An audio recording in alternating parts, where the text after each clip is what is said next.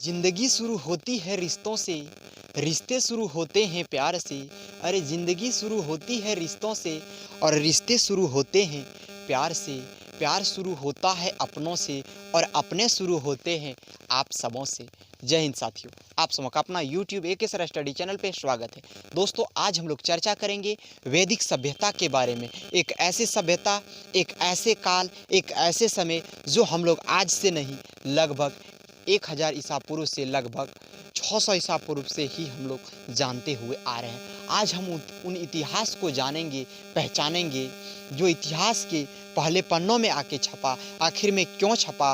वैदिक काल के अंदर ऐसा क्या था जो हड़प्पा सभ्यता के बाद, हड़प्पा सभ्यता समाप्त होने के बाद तुरंत वैदिक सभ्यता का उदय होता है, उसे हम लोग जानेंगे। जो भी साथी भाई बहन अब तक AK सर स्टडी चैनल को सब्सक्राइब नहीं किए, कृपया बेल आइकन दबाकर चैनल को सब्सक्राइब करें और फेसबुक पेज पे देख रहे हैं तो फेसबुक पेज को भी ज़रूर फॉलो करें। हम लोग आइए आते हैं अपने टॉपिक पे, क्योंकि ये जो टॉपिक है परीक्षा 2023 में आने योग्य है, इसलिए मैं बताने का कार्य कर रहा हूँ। ये टॉपिक कंपटीशन एग्ज़ाम में भी काम आ सकते हैं, क्योंकि मैं उस बुक से बता रहा हूँ, उस किताब से बता रहा हूँ कि जो सर्वश्रेष्ठ बुक हैं, जो सभी परीक्षाओं में काम आ सकते हैं। जी हाँ, किसका मैसेज आ रहा है? घटना चक्र, बिल्कुल सही बता रहा है। हाँ, घटना चक्र से बता रहे हैं, बहुत अच्छा। चलिए हम लोग देखते हैं वैदिक काल को। हम लोग सबसे पहले समझते हैं कि वैदिक का अर्थ क्या होता है। आइए हम लोग देखते हैं।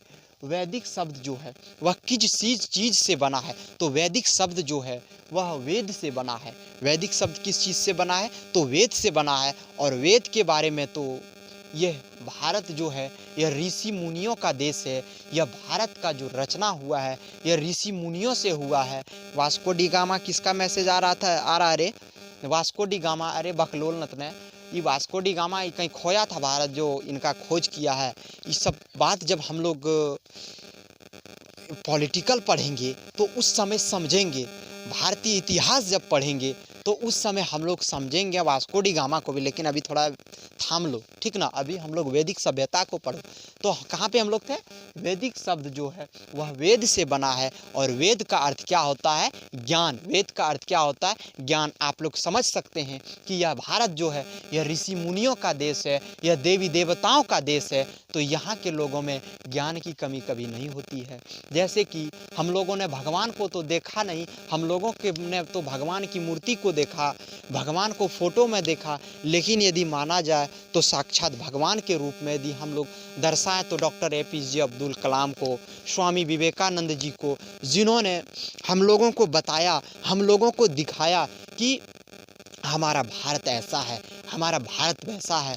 यदि हम लोग बात करें तो भगत सिंह को भी ले सकते हैं, इसमें शामिल कर सकते हैं। अब आप लोग कहिएगा कि हम लोग वैदिक सभ्यता के ऊपर हैं, अभी भगवान के ऊपर गए और फिर स्वतंत्रता सेनानी के ऊपर कैसे आ गए? तो भाई ये सब बात वेद से निकला हुआ है, ये सब बात जो है वह वेदों में शामिल किया गया है, उसे ही मैं बताने का प्रयास कर रहा हूँ। तो हम लोग अब देख लेते हैं कि वैदिक शब्द जो है वह वेद से बना और वेद का अर्थ ज्ञान होता है। देखिए, यहाँ तक तो समझ लिए। अब देखते हैं भारत में सैंधव संस्कृति के बाद जिन नवीन सभ्यता का विकास हुआ उसे वैदिक सभ्यता या आर्य सभ्यता के नाम से हम लोग जानते हैं। बिल्कुल सही बात है। सैंधव सभ्यता के बाद जिस नवीन सभ्यता का विकास हुआ, जिन नवीन सभ्यता का उदय हुआ, उसे हम लोग आर्य सभ्यता या फिर वैदिक सभ्यता के नाम से भी जानते हैं। फिर अगला देखते हैं। आर्य सभ्यता जो है वह एक भाषा सूचक है। आर्य सभ्यता क्या है? आर्य सभ्यता एक भाषा सूचक है और जिसका अर्थ होता है सर्वश्रेष्ठ। जिसका अर्थ क्या होता है? सर्वश्रेष्ठ। सर्वश्रेष्ठ यानी कि कुलीन। अभी आप लोगों को ये कुलीन भी समझ में नहीं आया होगा, कुलीन भी समझ में आया, तो अब समझिए। आर्य शब्द जो है, आर्य शब्द का अर्थ एक उत्तम व्यक्ति होता है। आर्य शब्द का अर्थ क्या होता है? तो उत्तम व्यक्ति होता है। अब उत्तम व्यक्ति आप लोग कैसे समझिएगा? समझ में आ रहा है किसी को? उत्तम व्यक्ति, जो व्यक्ति किन्हीं के प्रति किसी भी प्रकार के द्वेष ना फैलाए, किसी के प्रति घृणा ना करे और ना किसी से जल्दी युद्ध करना चाहे।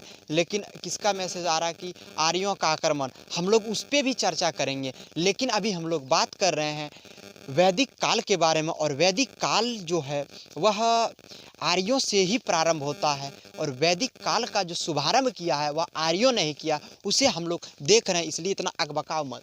तो वैदिक शब्द का अर्थ एक उत्तम व्यक्ति होता है, ठीक ना। अगला देखते हैं, आर्यों का इतिहास मुख्यतः वेदों से ज्ञात होता है। आर्यों का इतिहास जो है हम लोग किससे ज्ञात करते हैं, तो वेद से करते हैं।